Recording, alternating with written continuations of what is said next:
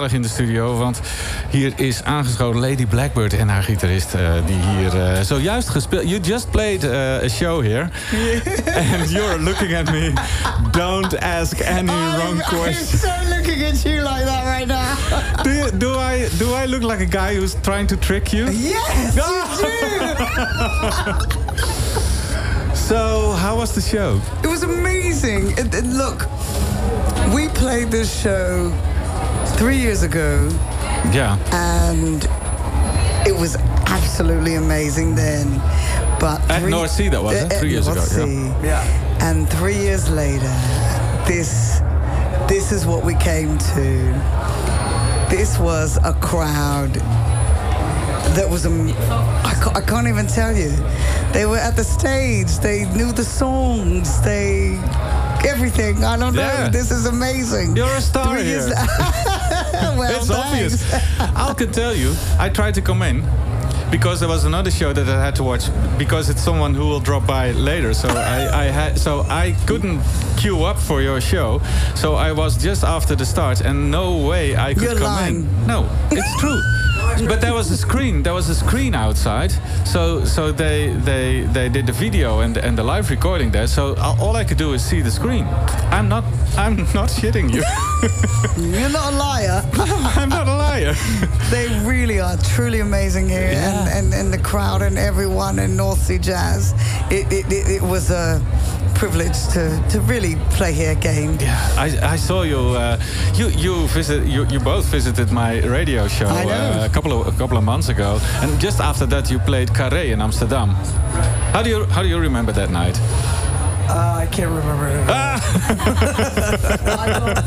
I'm on 1 hour sleep. Actually, that was I remember that. I think we do this gag in the show where Lady Blackbird walks out into the audience. Absolutely. Absolutely. That piece of musical drama was created that night at the Carré Theater. Really? Yeah, she was just like, this is such a gorgeous old theater. I want to see it. So I'm going to go walk into the theater so I can actually have a look at it. and that's really honestly how that thing came about. And it was fun for the right side of the audience because they finally got to see the face of Lady Blackbird. Yeah. Because you were wearing this hat. Sometimes I want you to see, and sometimes I was on the right side, so I could see you all the time. And I remember everyone has a best side of the face. Sometimes it's not what people think it is. Mm-hmm. Maybe they're not sitting in the right spot. I see you straight from up front, and they're both fine to me. Really lovely, and it's really good to have you. You have 2 albums now in your belt, Black Acid Soul and Slang Spirituals. Are you working anyway on a next album already? I think the way Chris and I write is like I always talk about the songs that were now on Black Acid Soul. Oh no, that were now on. I'm sorry, Slang Spirituals. They were before Black Acid Soul was ever even released.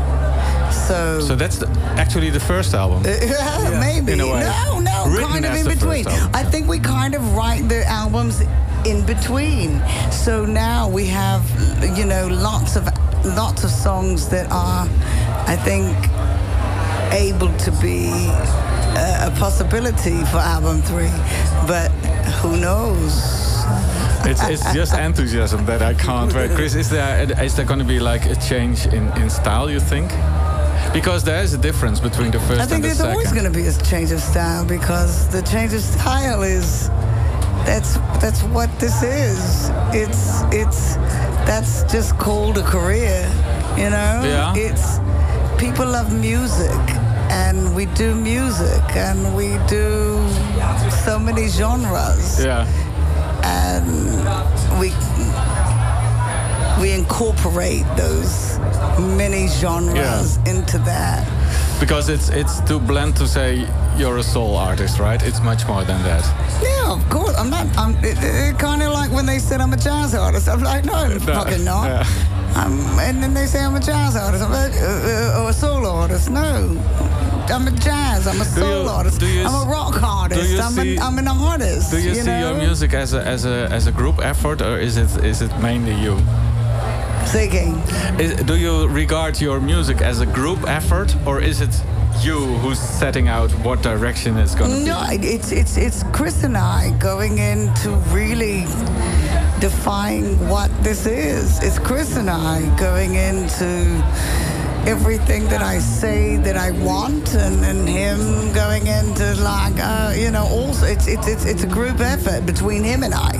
It's a duo. And we also I think something we really tried to do with Slang Spirituals and are going to try and do with the next record is tell her story, kind of focus on a certain aspect of life or whatever, kind of, the storytelling of an album. It can be a lost art form, but we really enjoy that, and so we've already sort of talked about concepts for the third album, and in terms of storytelling, not so much musical genre or musical aesthetic, more lyrical storytelling. And has that to do with the let's say difficult times we're living in right now?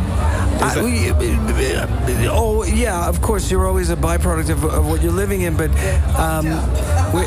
sorry? Can I say that? You say? Oh, the times we're living in? Yeah. Oh, in the States? Huh? Oh, they're fucked up. Okay. I agree.